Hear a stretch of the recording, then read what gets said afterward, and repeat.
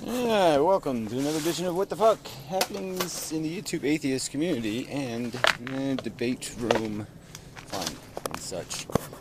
So last night, yeah, it just was whatever it was.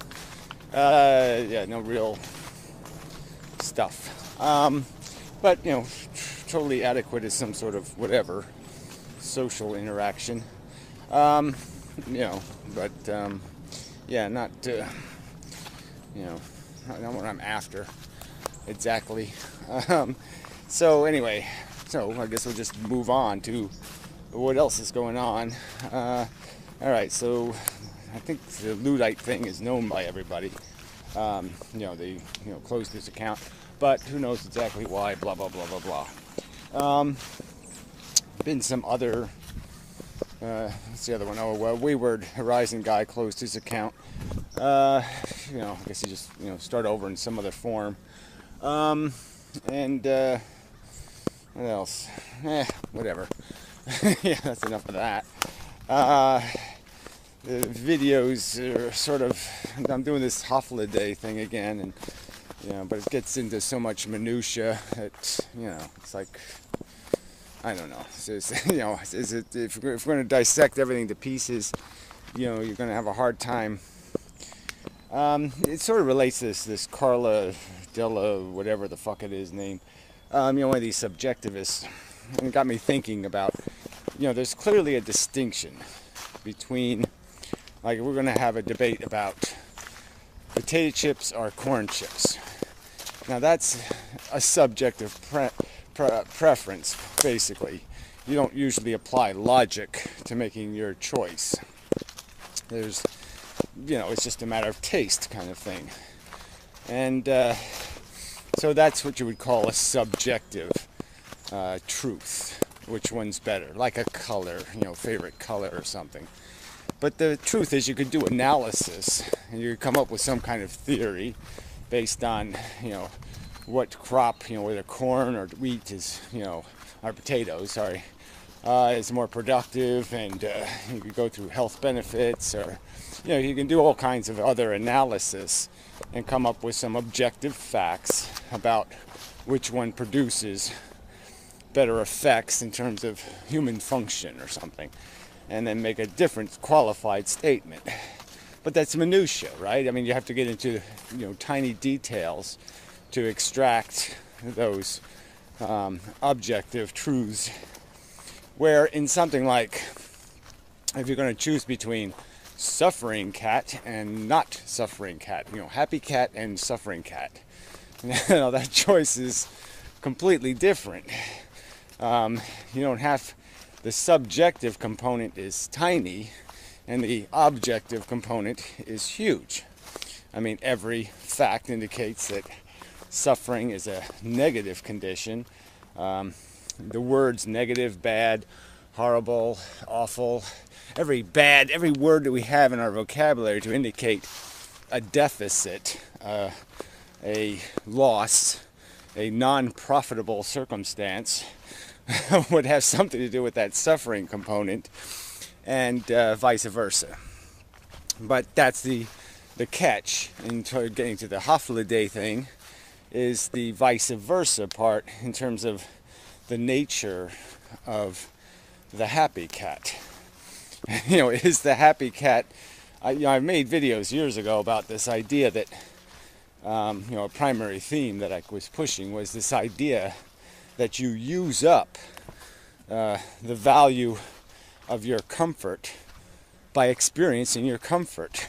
Your comfort is a lack of discomfort. Your pleasure is a lack of impediment, impairment, and encumbrance, and badness. And so you're using up the good value by not having the bad, in a sense. And so it doesn't have any ability to compensate for some other bad, because essentially you've sucked up all the gravity of your good, by avoiding or filling the space of the negative through your goodness feeling. Didn't say that exactly the way I wanted to, but the point is that it doesn't have exchange value. You're living in the house. It's not a rental property. You live in the house of your comfort, and it's not something you can exchange on the market to buy somebody out of their homelessness. It doesn't compensate, in other words. And that's sort of where we get to this whole asymmetry argument, which is getting, minutiaed because of language. But the language is difficult just because of the nature of what we're doing in experiencing. Clearly, the definable state, the easily defined state, is the negative state. The positive state is derived primarily, in most cases, if you are not blighted by harm, you're going to be in something called a good state. By default, it's sort of the nature of not being in a negative state, is that you are automatically in a good state. But again, it's not a good state of true profit, so it has no compensation value. So the argument's really getting down to, I keep making this point over and over again, but we can sort of see the nature of it in imagining in the real world kind of circumstances. So, if you imagine that Mars was infested with organisms that were suffering all the time, a terrible, many times worse than any Earth circumstance, where organisms were in, hideous monstrosities, that went through just constant and extreme mental anguish. Your empathy, your recognition that there's a problem would be high. You'd be almost, maybe even completely distracted by it. If the animals, the organisms look like 7-year-old girls or something, they're all like in a getting raped condition in terms of their anguish.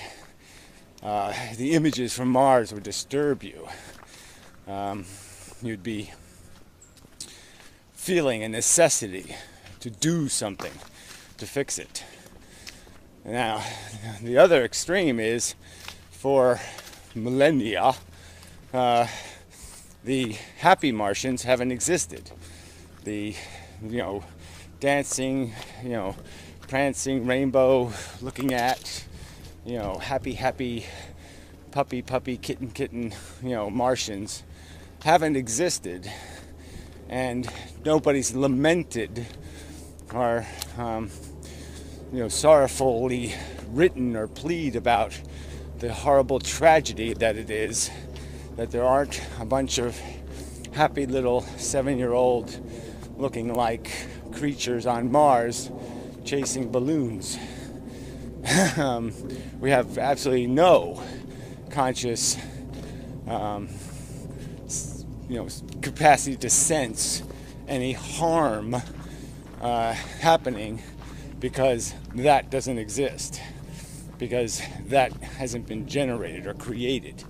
Its non-existence is meaningless as a harm or a negative or a bad or a horror or any kind of negatively connotated word,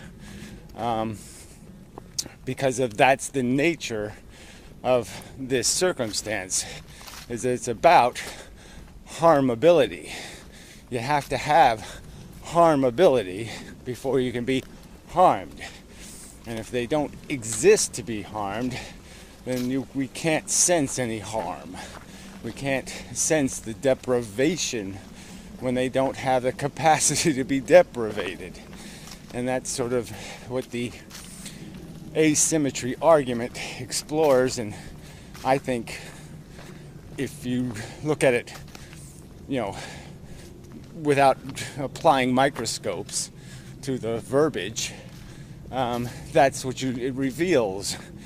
The conundrum, the strangeness of the fact that the nature of bad requires there to be the existence of something that can be batted upon.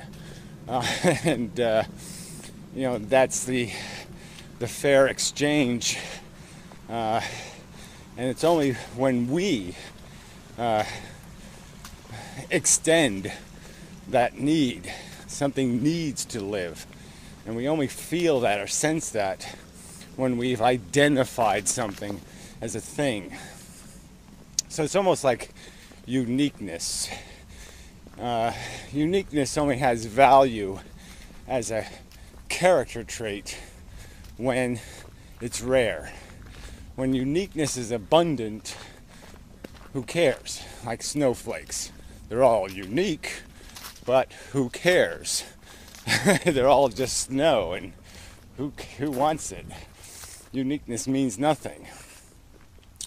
But if you could, say men only had, 100 sperm that they deposited throughout their lifetime, they might be kind of personal about each one. They might anthropomorphize and give each one more of a mission, and they might be more rooting for them, and they might be more cognizant of, oh gee, human being could have been number 5. I squirted him out when I was 15, and he's lost forever. He'll never be. And so they can cognize it into something that means something because they've given it an identity.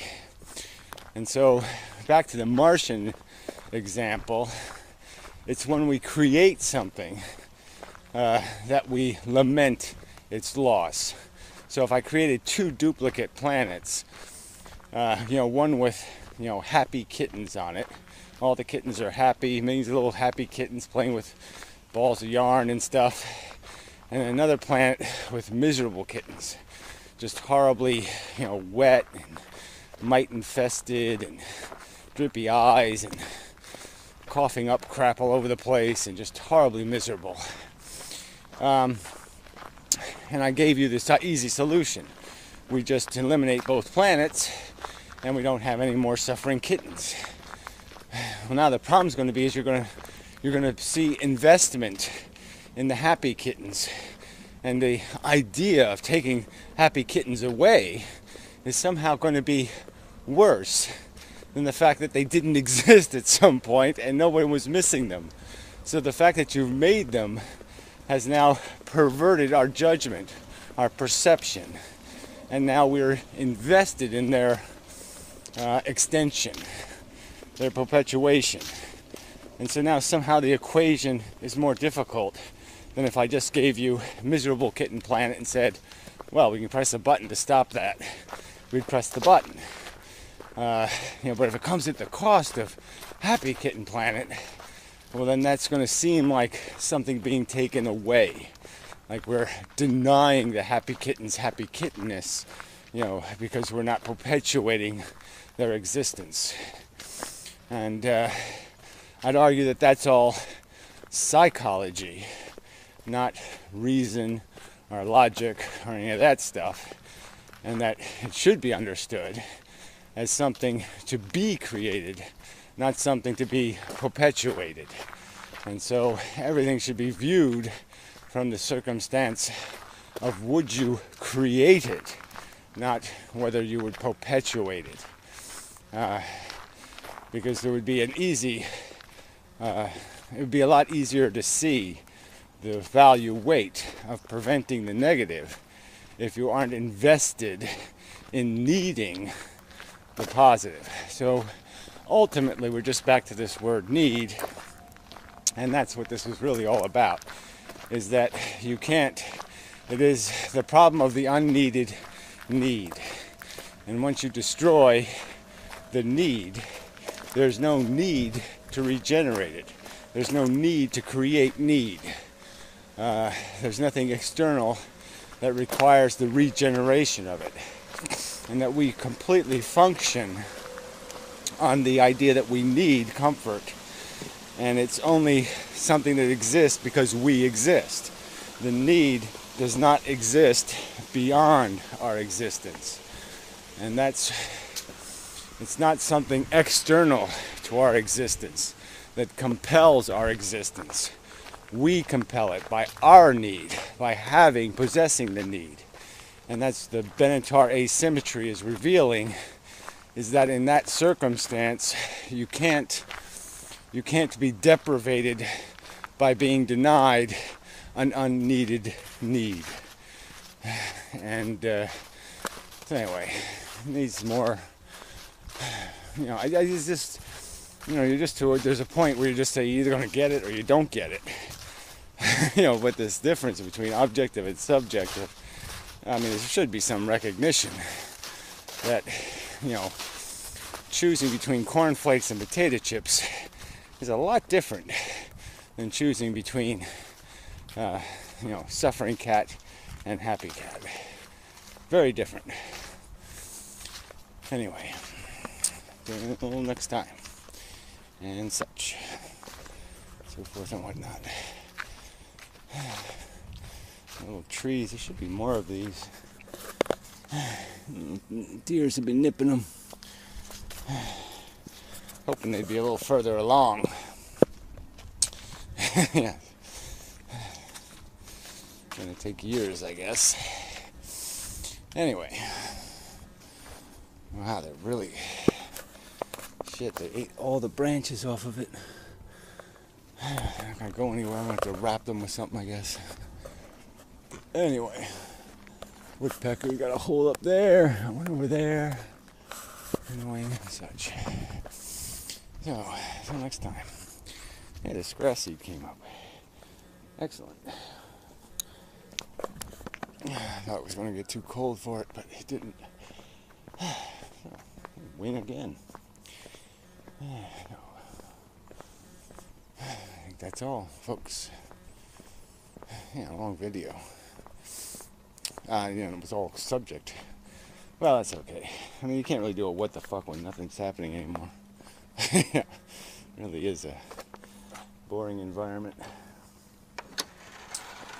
And such. Yeah, I'm back. Yeah, I am. So anyway, let's see what else is news here. I did see Barklord made a video, just kind of, I mean, they're always interesting videos. He's living in sort of interesting circumstances, and, hopefully he won't get ruined, living with the wretched refuse and such. But anyway, but just this idea of coincidences, and,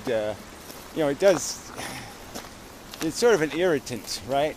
I mean, for atheists, for people who take atheism a little more, who find atheism a little more interesting subject than just saying, I don't believe in fairy tale gods, and that's the extent of my philosophy. I don't believe. yeah. Like there is a consequence to atheism in the sense that you're left with a story of the universe that doesn't contain this necessary element of purpose and fairness and deserve and all these really important kind of concepts to something called intelligence. And that is kind of a, I even brought this up in the conversation somewhere last night, but I think this is an important thing, is the idea that how strange it is that what biology has done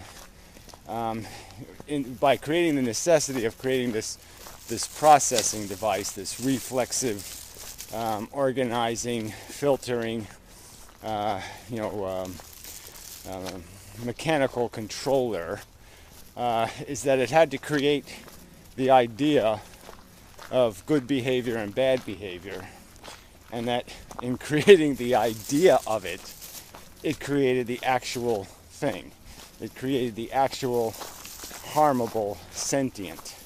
So in a universe that had no value, in a universe of just bits of matter shooting about, a bit of a piece of the eddy in the stream got organized enough and fell upon the idea of value, and then fell upon creation of value, creation of the real thing, and in having a need to synthesize the idea of right road, wrong road, and in trying to synthesize a way of identifying the difference between the two, it created the real deal. It created right and wrong. It created good and bad, ironically. Strangely, or whatever. So anyway, there's this implication to being an atheist. And in our perspective, we're just still psychologies, though. And there's such a desire in people to tend to follow trails that might lead to some kind of purpose or connection, meaning. And so people see coincidences.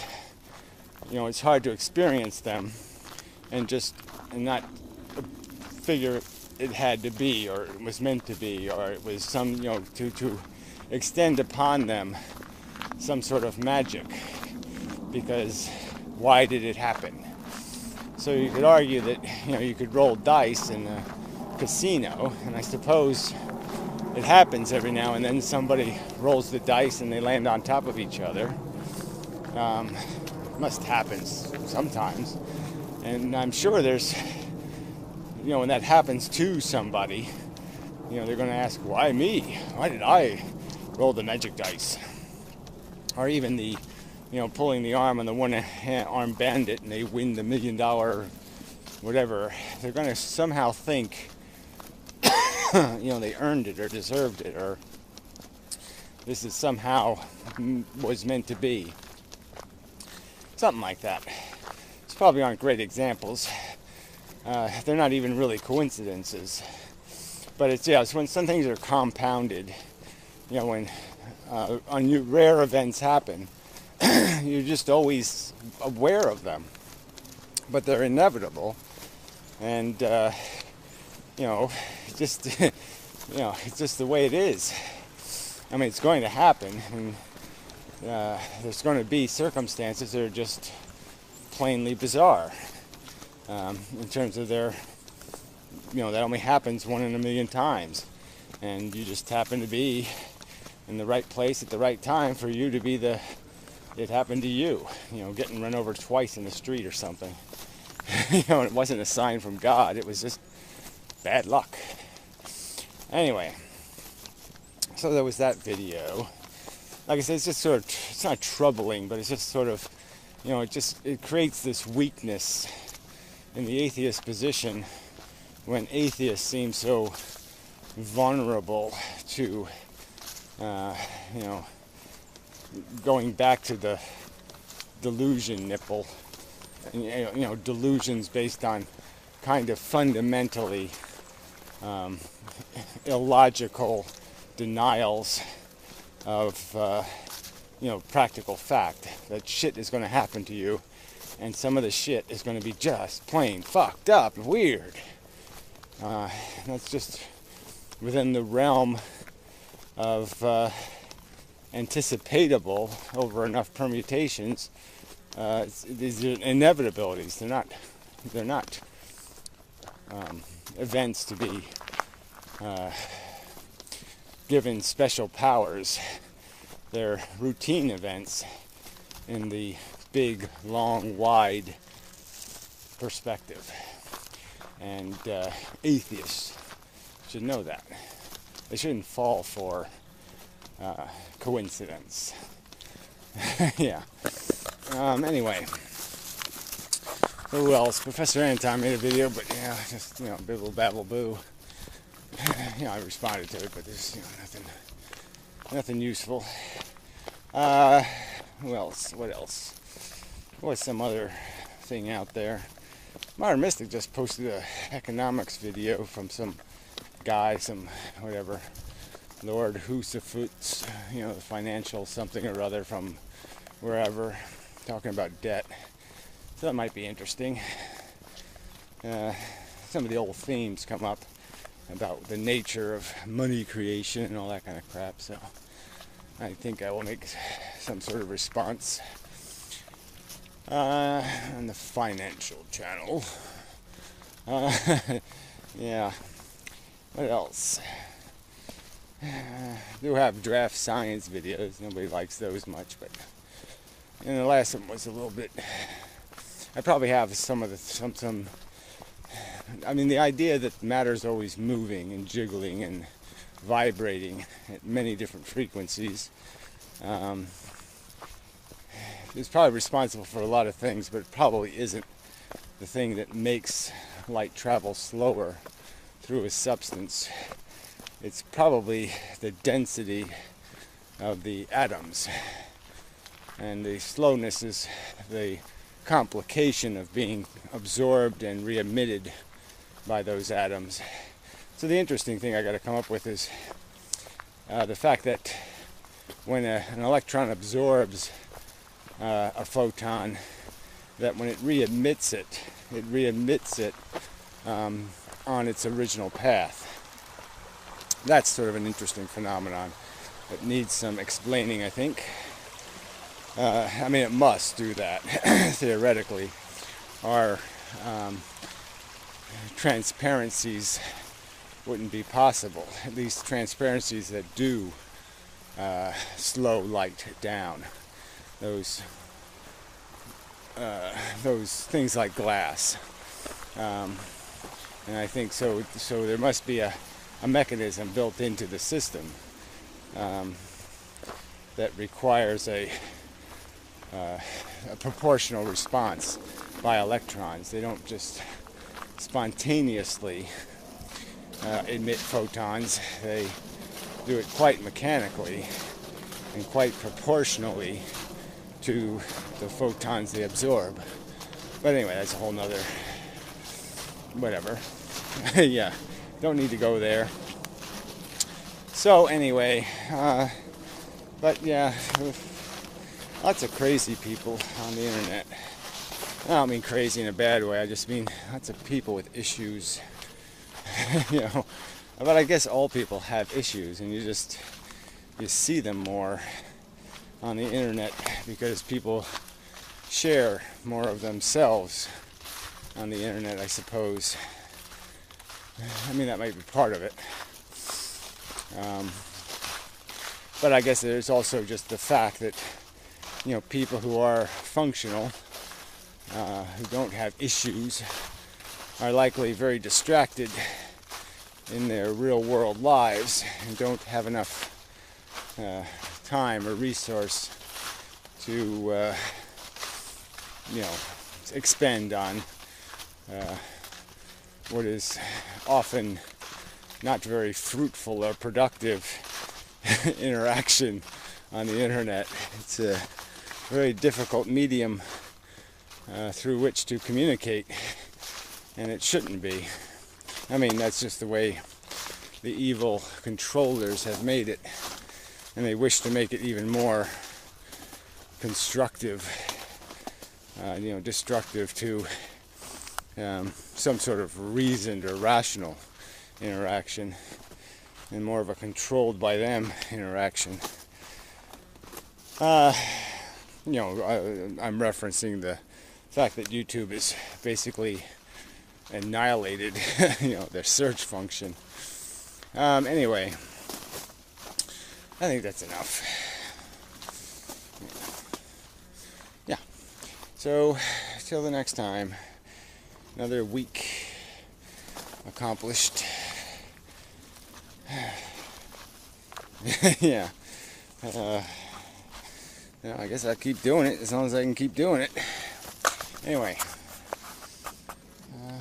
Yeah, I did sort of, you know, it's kind of sad that yeah, there was no English press coverage of derived energy's death. And it's just kind of surprising that somebody can die in an Indonesian rehabilitation center and there's no English press coverage of it. That's kind of creepy. you know, it's just kind of surprising that there's no press interest in such a circumstance. Anyway, yeah. So until next time, and such, so forth and whatnot.